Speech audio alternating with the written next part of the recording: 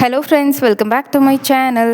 அனைவருக்கும் மிகப்பெரிய வணக்கம். இன்றைக்கி எதை பற்றின வீடியோ அப்படின்னு சொல்லி பார்த்தீங்கன்னா, விரைவில் கருத்தரிக்க முயற்சி செஞ்சிட்ருக்க உங்களுக்கான ஒரு முக்கியமான அப்டேட் வீடியோ தான் இன்றைக்குரிய வீடியோ.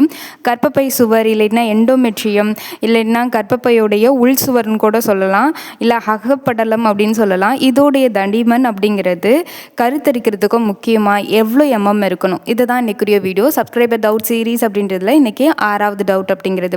ஃபர்ஸ்ட்டு எண்டோமெட்ரியம்னா என்னென்னு தெரிஞ்சுக்கணும். பொதுவாக நம்மளுடைய எண்டோமெட்ரியம் அப்படிங்கிறது தான் ஒவ்வொரு மாதமுமே நம்மளுக்கு பீரியடாக வருது. ஒவ்வொரு மாதமுமே உங்களுடைய பீரியட்க்கு அப்புறம் எண்டோமெட்ரியம் சொல்லக்கூடிய கர்ப்பப்பை உள் சுவர் அப்படிங்கிறது வளர்ந்துக்கிட்டே இருக்கும்.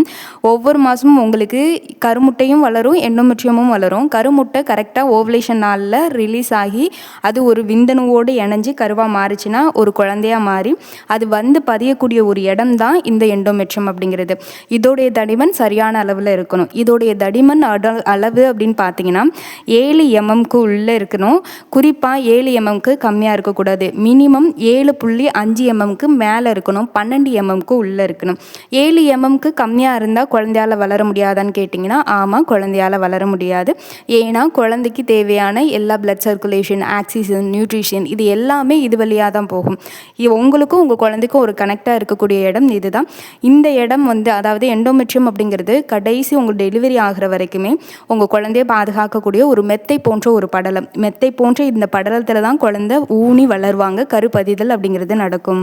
சிம்பிளாக சொல்லணும்னா 7 mmக்கு குறைவாக இருந்தது அப்படின்னா கருவால் பிடிச்சி வளர்ந்தாலுமே கடைசி வரைக்கும் ஸ்ட்ராங்காக வளர முடியாது. இடையில ஏர்லி மிஸ்கேரேஜ் ஏற்படுறதுக்கு வாய்ப்பு இருக்குது. இதுவே 12 mmக்கு மேலே, மினிமம் 12 mmக்கு மேலே போகக்கூடாது. அதுக்கு மேலே போணுச்சுன்னா கருவால் துளையே இட முடியாது. ரொம்ப திக்காக இருக்கும், அதை துளையிட்டு அது பிடிச்சி வளர முடியாது. கருப்பதிதல் இம்ப்ளான்டேஷன் அப்படிங்கிறது நடக்காது.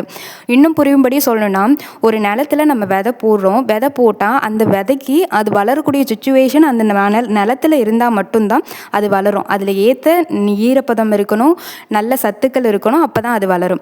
அதே மாதிரி தான் எண்டோமெட்ரியம் சரியான அளவில் இருந்தால் தான் நம்ம கரு அப்படிங்கிறது வளரும். எண்டோமெட்ரியத்துடைய திக்னஸ் விரைவில் கருத்தரிக்கிறதுக்கு 7.5லேருந்து 12க்குள்ளே இருக்கணும். மினிமம் 7லேருந்து 12 இல்லை 13க்குள்ளே இருக்கணும்.